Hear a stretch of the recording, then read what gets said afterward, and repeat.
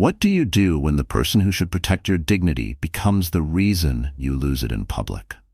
The Stoics would say, if you are distressed by anything external, the pain is not due to the thing itself, but to your estimate of it. But what if, instead of shrinking, you recalibrate? What if, instead of reacting, you rebuild, and return not with noise, but with power that silences every whisper? This isn't just about betrayal. It's about a woman who took humiliation, reshaped it, and walked back into the world not as a victim, but as the architect of her own legacy. Stay close. You're about to witness a transformation that begins in whispers and ends in thunder. The grand ballroom of the Anderson Club in downtown Chicago shimmered with the brilliance only inherited wealth and ruthless ambition could summon. It was the annual Spirit of the City Gala, a signature event for Chicago's philanthropic elite. Massive chandeliers, dripping like icy waterfalls, bathed the room in golden light, casting soft shadows on tables adorned with centerpieces that cost more than a month's mortgage.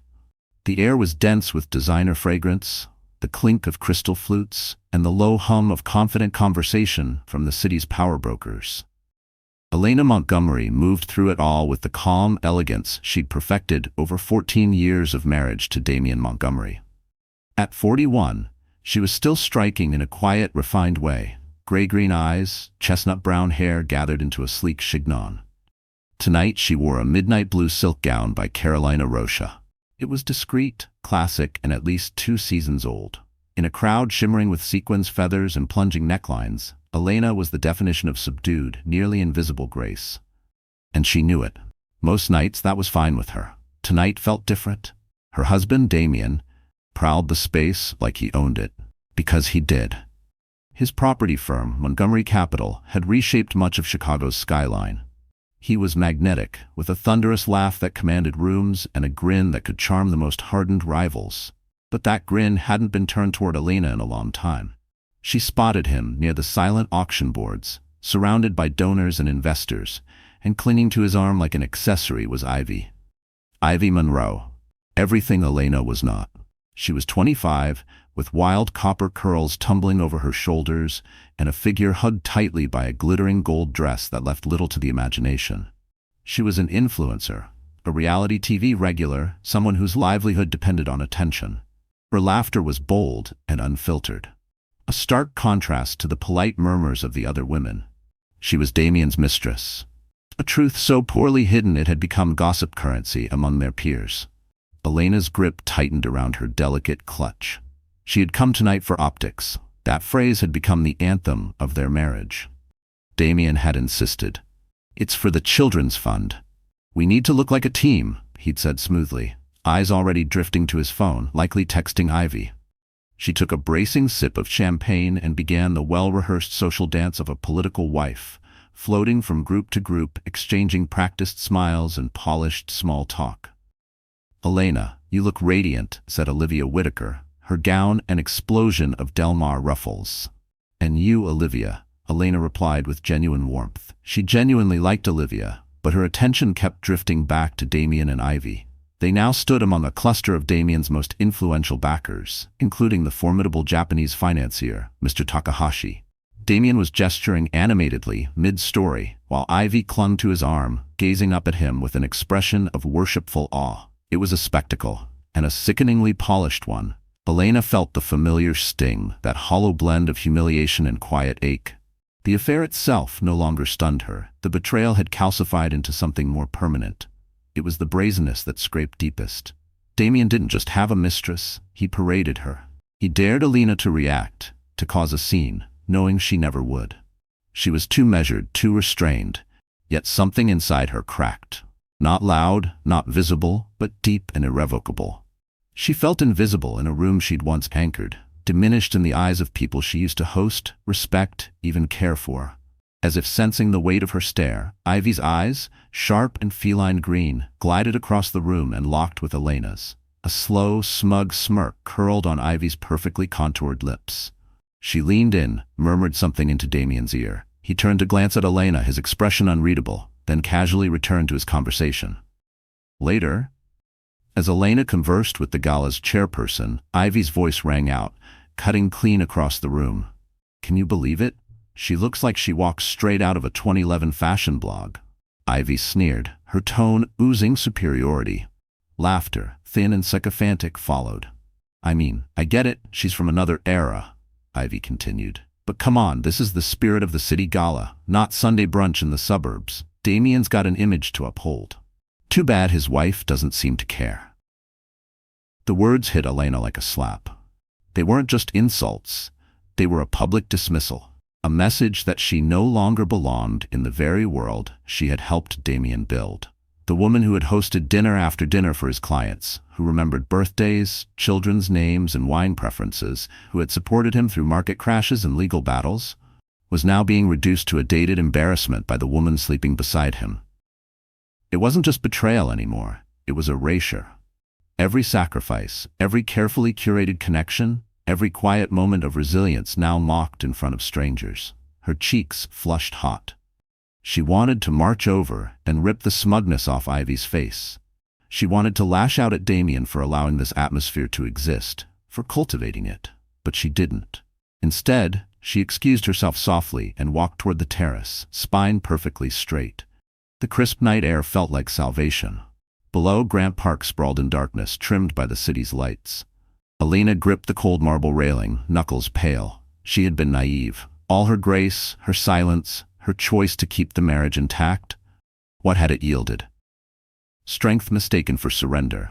Dignity mistaken for disinterest. Permission, unspoken but granted. The silence she once thought was power now felt like complicity.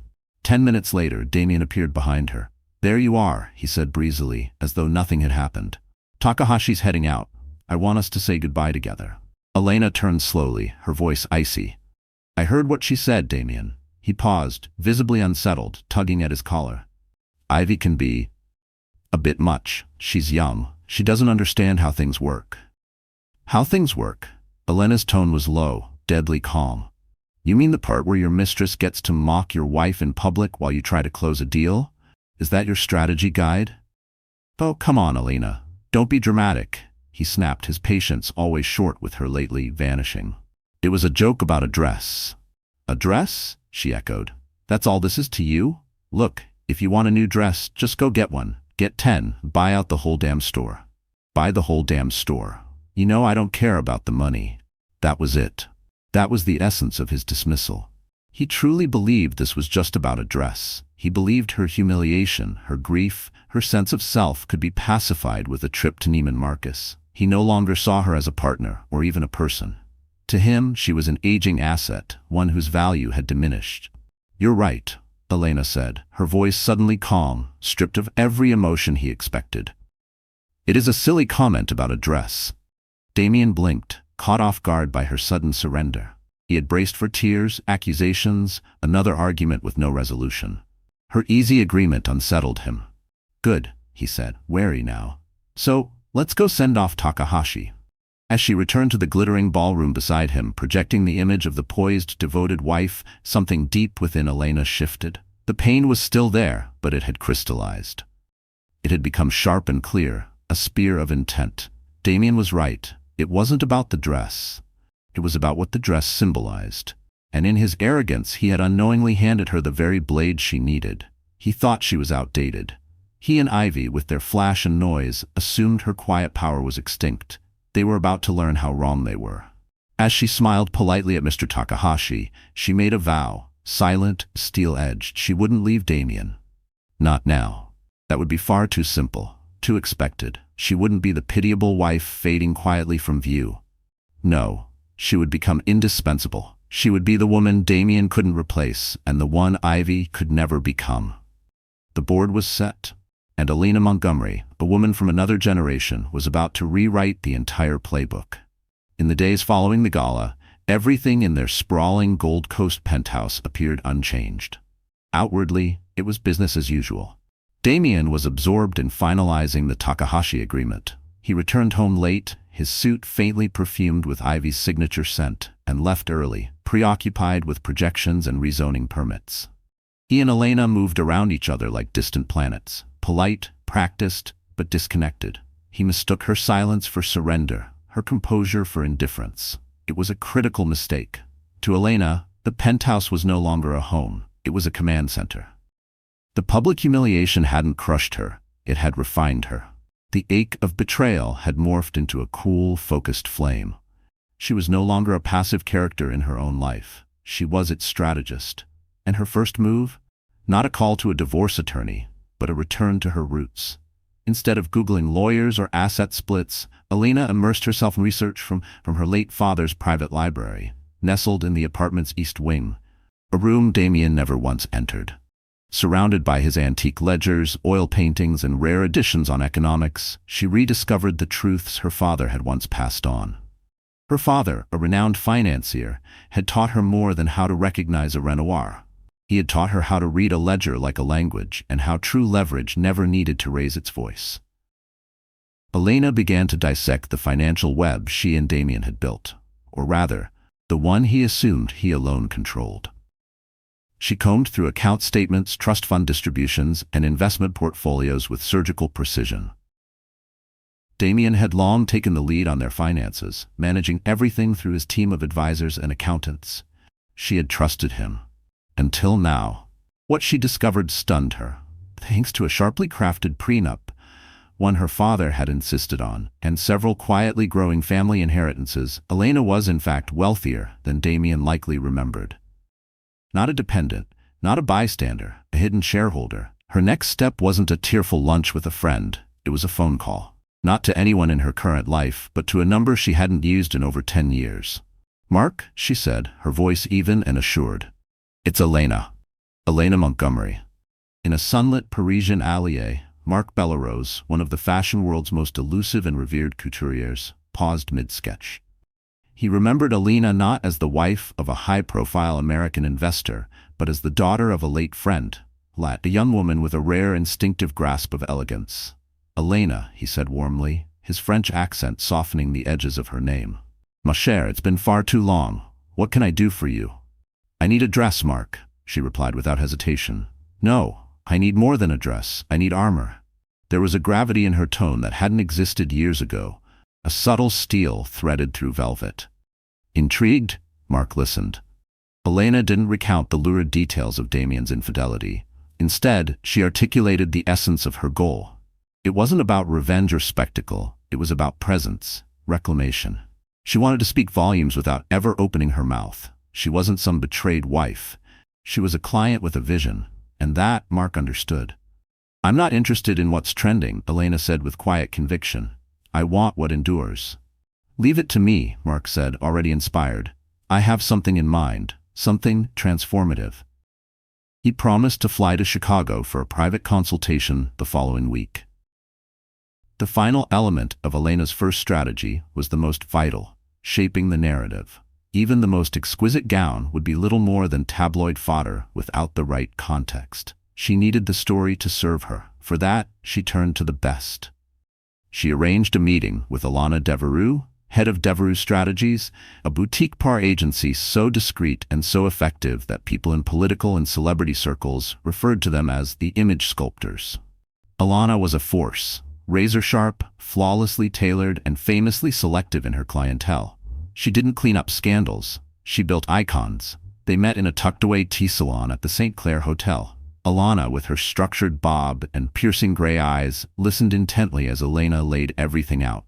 Again, Elena avoided the trap of playing the victim. She framed her situation as one of evolution. "For 14 years, I've been Mrs. Damien Montgomery," she said calmly, hands folded on her lap. "I've backed his career, raised our children, and kept our social obligations intact. I've helped build the Montgomery legacy. Now, I'd like to invest in my own." There was no tremble in her voice, no flicker of bitterness, just a deliberate declaration of intent. She outlined her intention to relaunch her family's long-dormant philanthropic trust, this time focusing on arts education for underserved youth, a cause she deeply cared about. She was reclaiming her roots, her maiden name, her autonomy. Alana's expression shifted. There was a flicker of respect. Most of the women who came to her were frantic, desperate to manage fallout. Elena, by contrast, was precise, poised, already operating 3 steps ahead. She wasn't asking for damage control. She was offering an opportunity to build something permanent. "And Damien?" Alana asked, voice unreadable. What part does he play in this new identity? Elena gave a faint, composed smile. Damien, as always, is immersed in his deals. He believes I'm focused on organizing the next holiday party. He doesn't realize the scale of what I'm building. Alana's lips curled ever so slightly. Men like your husband often fail to imagine who their wives might become, she said. They see the woman they married, not the one standing in front of them now. So you want to relaunch your foundation, Alana said, and you want to do it in a way that no one will ignore. Exactly, Elena affirmed. The annual Modern Icons Gala at the Field Museum is in 6 weeks, Alana said, already calculating. It's the most photographed event of the spring. More media exposure than the Spirit of the City Gala by a factor of 10. Every major player in art, finance, and media will be there. That would be their moment. A strategy began to take shape. Elegant, deliberate. A campaign built not on scandal, but on transformation. Whispers placed in the right society columns, not about the affair, but about Elena Montgomery's resurgence. Mentions of her family's philanthropic revival, her long-standing commitment to arts education, her quiet influence across cultural circles. They would build her narrative piece by piece, until by the time she appeared on that red carpet, she wouldn't just be Damien Montgomery's wife. She would be a force in her own right. When Elena returned home that afternoon, Damien was there, unexpectedly early. He paced in the living room, phone pressed to his ear. "No, Ivy, you can't come," he muttered, frustration simmering. "This gala's on another level. Corporate sponsors, investor-heavy tables. It's not personal, it's business." Elena passed by without a word. He didn't even look up. He was too busy managing his mistress's ego to notice the quiet storm gathering just feet away. He was watching the wrong front. So obsessed with Ivy and her curated sparkle, he was blind to the seismic shift happening beneath his own roof. The woman he overlooked was quietly forging her strategy, aligning her allies, and preparing to take her place on a stage he no longer controlled. The 6 weeks leading up to the gala were a masterclass in precision. While Damien scrambled through the final, increasingly tangled stages of his Takahashi deal, a deal Elena knew was unraveling faster than he admitted, she was moving with surgical intention. There were no angry confrontations, no slammed doors. This wasn't a fight to be won with raised voices in their polished foyer. It was to be won over subtle lunches, revived friendships, and calculated whispers placed into the right ears. Her first and most strategic alliance was with Bernadette Laurent, a former diplomat's widow and a pillar of the art community. Bernadette was Marc Bellarose's cousin, a woman whose elegance masked decades of influence and insight. She had once been Elena's mother's closest confidant, and Elena had long respected her discerning mind and formidable presence. They met at La Rochère, a bastion of tradition tucked far from the fleeting fashion of Ivy's usual haunts. Over chilled glasses of Sauvignon Blanc, Elena told the whole truth. The affair, the public ridicule, Damien's condescension, his complete failure to see what she was becoming. Bernadette listened, her expression unreadable, save for the keen intelligence in her gaze. When Elena finished, she reached across the table and placed a slender hand over hers. "My dear," she said, her voice velvet with steel beneath. "Men like Damien Montgomery build their empires atop the women who hold them up. Over time, they forget that those foundations exist until the day they shift." She lifted her glass with grace. "So you're not just updating the curtains. You're redesigning the entire house on your own blueprint. I like it." Bernadette's approval was more than symbolic. It was permission. It was access. She opened doors Elena hadn't touched in years, some she hadn't even known existed. And this time, Elena would walk through every single one.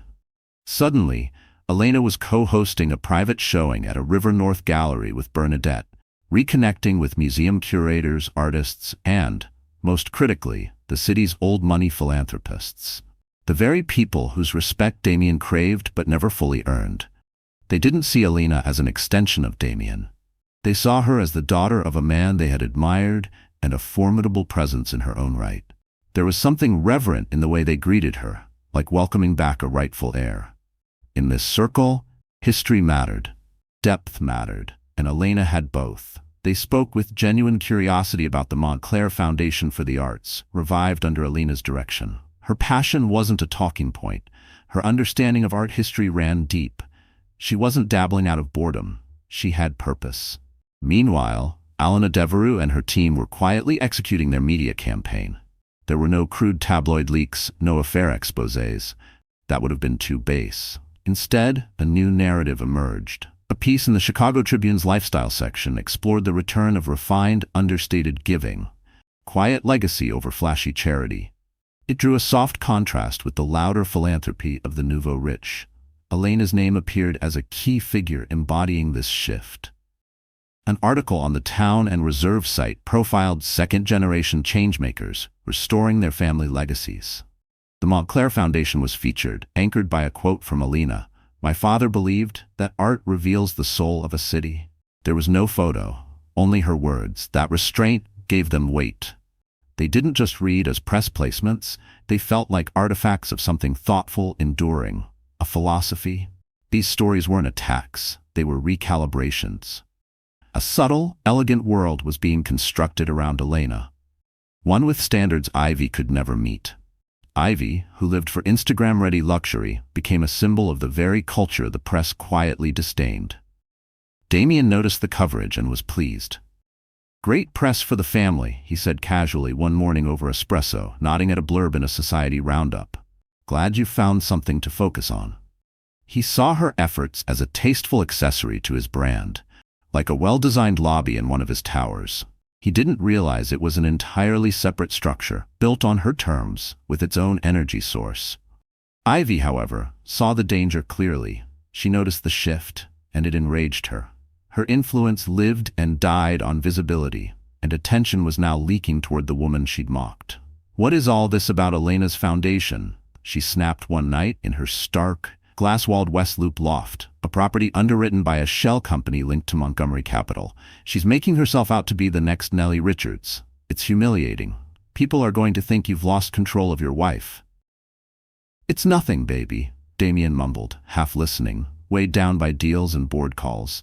Just something to keep her occupied, harmless. But it wasn't harmless. It mattered. And Ivy, for the first time, felt truly peripheral.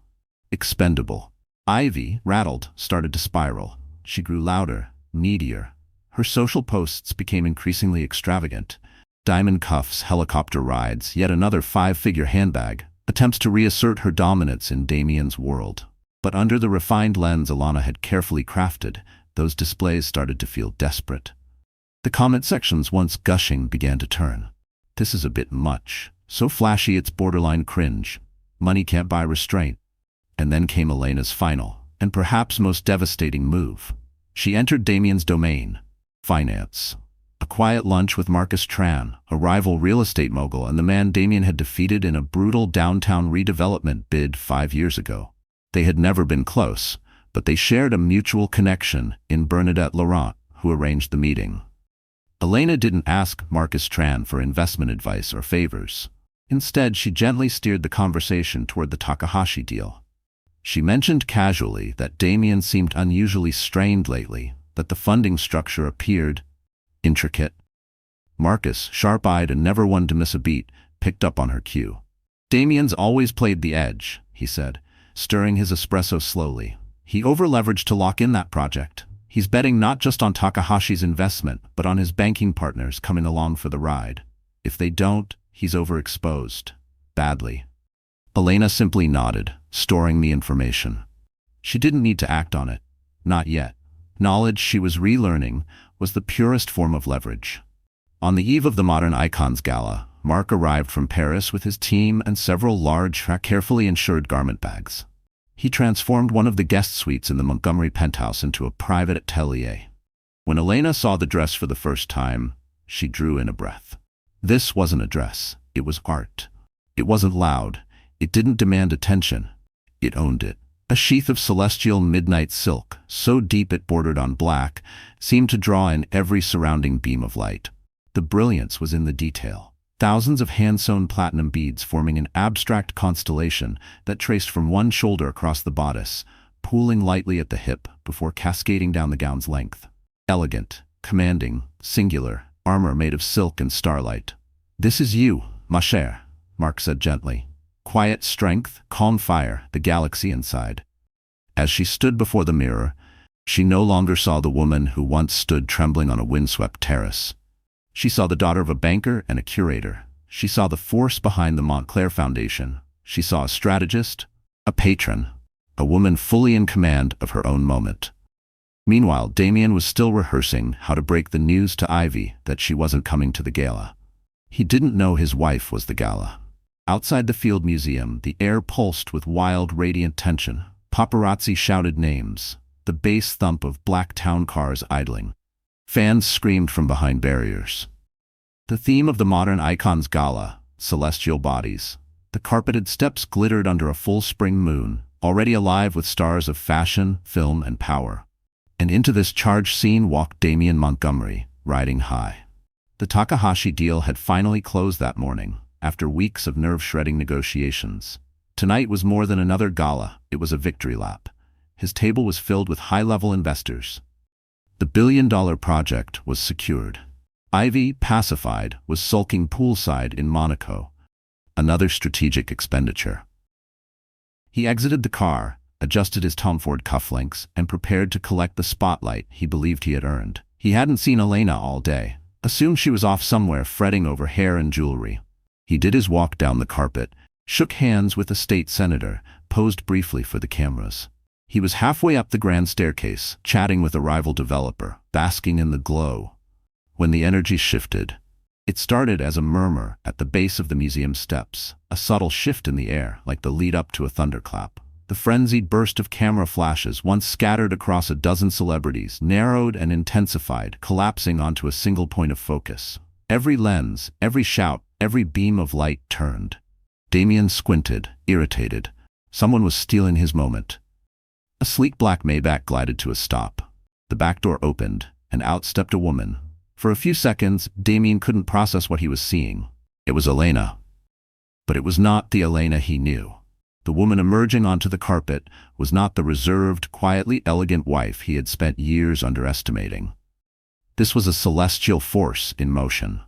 The Marc Bellerose gown was more than a piece of fashion. It was declaration. The midnight silk drank in the camera lights, then reflected them back in a soft, otherworldly shimmer. Platinum beadwork, meticulously hand-stitched, mapped an astral constellation that pulsed across one shoulder and down her frame like a starlit river. Her hair, normally a practical twist, was sculpted into a regal updo that accentuated her long neck and graceful posture. Her earrings sparkled like suspended galaxies. Even the way she moved was different. Measured, radiant, unhurried, as if she belonged not just on the carpet, but above it, orbiting in her own gravitational field. She didn't rush. She ascended the staircase with deliberate, poised grace. The photographers were screaming, "Elena, to the left! Elena over here, not Mrs. Montgomery." Just Elena. Damien stood frozen, a half-empty champagne flute in his hand. His investors, including Takahashi, were silent beside him. They were watching her. He could feel it, the recalibration, the respect, the realization. He felt it in his gut, a quiet panic blooming beneath the surface. This wasn't just a moment. This was a shift in the axis of his world. And the gown? It was only the beginning. As Elena reached the top of the stairs, she wasn't greeted just by event handlers. Alana Devereux was waiting, precisely where she was meant to be. She swept Elena seamlessly toward a curated group of high-tier media, Vogue, the Tribune, and Associated Press. This wasn't luck. It was a coup. "Elena, you look extraordinary," a prominent fashion editor gasped. "Marc Bellerose? He hasn't designed for an American in over a decade. How did this happen?" Elena smiled, calm and luminous. Her words echoed to screens around the world. "Marc is an old family friend," she replied smoothly. He understood the spirit of what tonight represents. This isn't just about fashion, it's about art, and the power of art to transform. Damien's stomach twisted. This wasn't the woman who stood quietly beside him at investor dinners. This was someone else, poised, articulate, commanding. Then came the masterstroke. A Tribune reporter stepped forward. "Elena, rumors have been swirling for weeks. Can you confirm the talk about the Montclair Foundation?" This was it, the culmination of 6 weeks of planning, subtle strategy, and reemergence. "I can," Elena said, her gaze calm and direct, completely unfazed by the cameras or the man standing 20 feet away. I'm honored to formally announce tonight the relaunch of the Montclair Foundation for the Arts. Our mission is to support arts education in Chicago's most underserved communities. She spoke with conviction, hitting every note Alana had coached to perfection. In a world racing to build higher, faster, and louder, we often forget to nourish the soul of our cities. The Montclair Foundation is here to make sure the next generation of creators, our dreamers, our artists, can rise. Then came the pivot, a twist Damien never saw coming. And I won't be doing it alone, Elena declared. She gestured slightly to her right, and stepping forward to join her were Bernadette Laurent, Marcus Tran, and most astonishingly, Mrs. Takahashi, a woman widely respected for her philanthropic work in Japan. Damien felt the blood drain from his face. Marcus Tran, his longest-standing rival, and Mrs. Takahashi. Her presence was more than symbolic. It was a direct, public endorsement. He turned instinctively toward Mr. Takahashi and saw the change. Surprise, yes, but also clear, visible respect. And all of it directed at Elena. In that single moment, Damien lost his solo status at the helm of the deal. His wife had just outmaneuvered him, standing beside his competitor and the matriarch of his newest strategic alliance. The cameras flared, reporters scribbled notes. It was no longer Damien Montgomery secures Takahashi investment. Now it was Elena Montgomery launches major philanthropic foundation with powerhouse backing, overshadowing her husband at the Modern Icons Gala. A reporter finally thrust a mic toward Damien. "Mr. Montgomery, your wife's new foundation is the buzz of the evening. Care to comment on this unexpected announcement?" He opened his mouth. Nothing came out. He'd been ambushed, outplayed, not by a corporate rival, but by the woman he thought was safely contained within the walls of his life. He looked at Elena. She met his gaze across the crush of press and flashbulbs. No smugness, no triumph. Just an unwavering calm, a poised resolve. The expression of someone who had come into her own and no longer needed his validation. He wavered. The smirks of his competitors burned. He caught the analytical gleam in Takahashi's eyes. He had spent the day convinced he was at the apex of his empire. But as the media spotlight shifted and the whispers turned into headlines, the truth crystallized. Elena, the woman he dismissed and let his mistress ridicule, had built something of her own. Not in the shadows, right in the center of his world. A new kingdom had risen, and she had drawn the map. He was no longer the sole sovereign. The collapse didn't roar. It came like tremors. Small, silent, and utterly destructive. It began before the sun even crested Lake Michigan. Damien sat bleary-eyed in his study, his phone lighting up with early alerts. The business press covered the Takahashi deal in a terse, jargon-heavy summary buried in the financial section. But the real media, what actually influenced perception, had a different lead. Style, society, culture, all of it belonged to Elena. Vogue published a multi-image feature titled Elena Montgomery's Celestial Moment. More than a gown, a message. They dissected her appearance not as fashion, but as commentary. In a sea of synthetics and spectacle, the piece read, Elena Montgomery's custom Marc Bellerose creation stood for continuity, identity, and calm, controlled power. She didn't wear a trend, she embodied intention. The Chicago Tribune was sharper still. A legacy reborn, Montclair Foundation rises as Elena Montgomery steps into the light. They praised the foundation's focus. They detailed the formidable board, art world authority Bernadette Laurent, rival titan Marcus Tran, and the globally admired Mrs. Takahashi. The narrative Alana Devereux had sculpted with such precision was now doctrine. Elena was no longer an elegant appendage, she was the story. Meanwhile, in a sunlit hotel suite perched above Monaco's glittering harbor, Ivy Lennox awoke to a digital nightmare. Her phone buzzed like a hive, only the alerts weren't praise or flame emojis. They were links, mentions, DM'd headlines, all pointing to the same thing, Elena's triumph. A hot, corrosive fury surged through her. She had been banished, placated with a diamond bracelet, and shipped off so that this museum relic could have her grand moment. Scrambling, she went on the attack. She posted a barrage of Instagram stories. A beauty selfie on a yacht deck, the azure water glistening behind her. A close-up of a new Hermes bag perfectly positioned beside a macaron and cappuccino. A boomerang of champagne glasses clinking, featuring a carefully cropped hired friend. Her captions were obvious, desperate. Living my best life unbothered. Some girls get titles, others get treasures to Monaco. With love, but her aim was off, terribly off.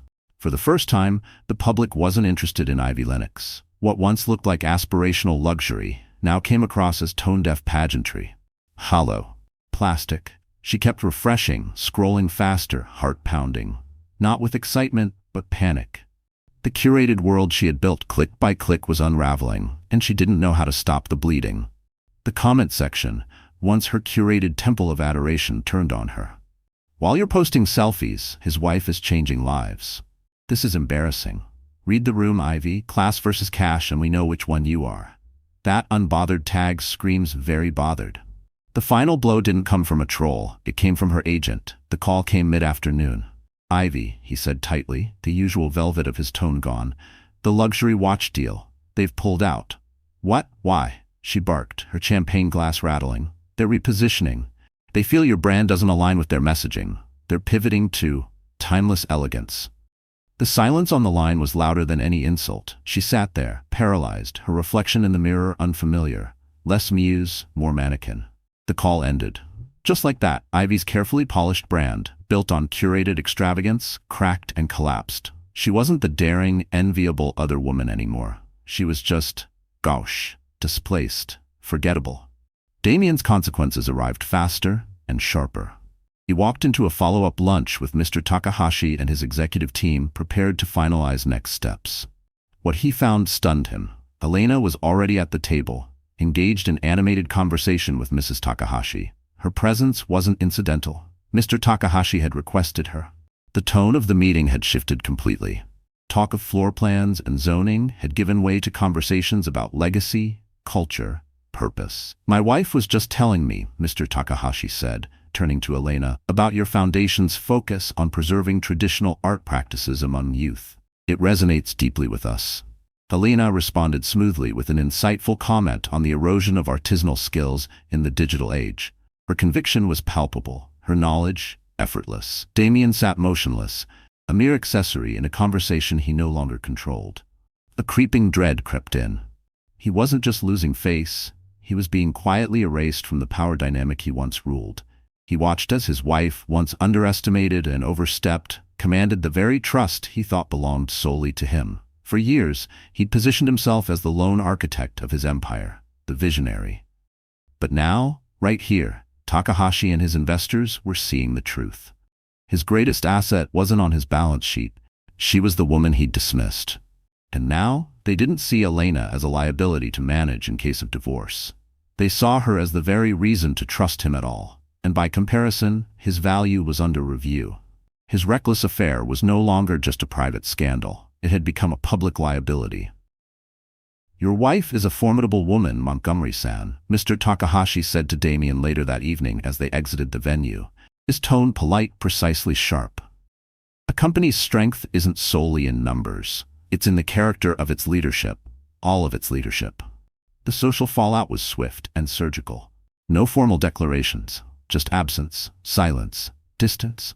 He called an old golf buddy, a man he'd played with every Sunday for nearly 2 decades, only to receive a half-hearted excuse about a lingering back issue. The invite stopped. No dinners, no weekends in Michigan, no fireside scotch in Lake Geneva. The wives of his peers, who once tolerated Ivy with brittle smiles and stilted conversations, now barely offered him eye contact. Brief nods, then backs turned. The room closed around him, and they weren't following Elena because she asked. She didn't have to ask. Her actions had done the speaking, and everyone heard it loud and clear. Elena Montgomery was to be respected. Damien, for the first time, felt irrelevant. He tried to reclaim control, stormed into the penthouse that night with the hollow confidence of a man used to being obeyed. But the space didn't feel like his anymore. It felt like hers. What was that, Elena? He barked, trying to recapture the booming edge that used to make people flinch. What the hell was that stunt? She didn't flinch. She didn't even look up at first, still calmly reviewing a foundation proposal under the warm light of a desk lamp. Then she met his gaze. Cool, unshaken. That, she said evenly, was me reminding you, and everyone else, who I am. I'm not just your wife, Damien. I'm the daughter of Harrison Langley. I'm a partner in everything we've built. And I will not be dismissed or disrespected. Not by you. And certainly not by your mistress. His face turned red. You went behind my back. You brought in Marcus Tran, my rival. I'd built a board for my foundation, she replied calmly. Her correction hit harder than a shout. Marcus, despite your baggage, believes in civic service, and Mrs. Takahashi is committed to arts education. Their presence lends strength to something I believe in. It wasn't about you, Damien, but you've always assumed the world orbits around you. That's your blind spot. He stared at her, and only now did he see what he'd been blind to for years. He'd mocked her restraint, dismissed her elegance, misunderstood her silence, not realizing those were her weapons. He thought power was loud, dressed in glitter, posted online. But real power was a gown that didn't speak, but silenced a room. A plan executed without noise. An army built on respect, not fear. The final blow landed quietly. A week later in his office, staring at spreadsheets that now felt meaningless, his private line rang. It was Daniel Merrick, Senior VP at the bank underwriting the Takahashi project. Damien, Daniel began, his voice formal, tense. I'm calling about the final tranche of funding for Montgomery Plaza. The board met this morning. And there are concerns. Damien's chest tightened. The deal's done, Takahashi is on board. Yes, but our continued commitment is contingent on trust in leadership. A pause. And the board is reassessing your personal stability, given recent public developments. The media coverage has been extensive. The meaning rang clear. Without Elena's shadow next to his, Damien was no longer a safe bet. He wasn't just unstable. He was, without her, uninvestable. He was staring down financial collapse, not because of the markets, but because he failed to value his wife. He found her in the study, a place that once meant little to him but now felt like sacred ground. He entered like a petitioner before a queen. The room glowed in the late afternoon sun. Elena was seated in it, radiant, composed, an image of absolute, effortless authority. They're going to pull my funding, Damien said. His voice held none of its usual bravado, just defeat. Because of you. Elena placed her pen down and folded her hands gently on the antique desk. No, Damien, she replied, not cruel, but unyielding. Because of you. Your decisions, your ego, your belief that the only person in this marriage who mattered was the one in the mirror. He sank into the leather chair across from her. It groaned beneath his weight. What do you want, Ellie? He murmured, reaching for the nickname he hadn't used in years. It sounded strange now, out of place, unearned. She studied him for a long, silent moment. She could end him. She had the means, the leverage, the moral high ground. But revenge had never been her motive. She wasn't here to destroy. She was here to reclaim. I want respect, Damien, she said, her voice soft, so soft he had to lean in, and a new arrangement. Our marriage as we knew it is over, non-negotiable. From now on, we are business partners. You'll run Montgomery Group. I'll run the Montclair Foundation. We'll maintain a public front of civility, for the sake of our children and for whatever mutual interests remain. She let it hang for a moment. Your relationship with Ivy Lennox ends, immediately, permanently. She will receive a generous settlement. My attorneys will prepare the terms. That agreement will include a non-disclosure clause. She will vanish. No cryptic posts, no sly interviews, nothing. If I so much as hear her name in connection to us again, the deal is off. He nodded, stunned. We will live here, separately. Cohabitants, not a couple. We'll appear at necessary events together. You are, as co-chairs of the Montgomery Langley enterprise. Our private lives will be entirely independent. Those are my terms. They are not negotiable. Damien looked at her. This woman he thought he'd outgrown. This woman whose silence he once mistook for surrender. He saw now what he'd missed all along. She hadn't crumbled. She'd risen. Above him. Past him. He nodded slowly. The former king of a falling empire, dethroned not by hostile investors or a brutal market correction, but by the quiet, relentless resolve of the woman whose elegance he once allowed his mistress to mock. Elena Montgomery hadn't just won. She had rewritten the entire world. And in this new world, she wasn't just present. She ruled. So that's it.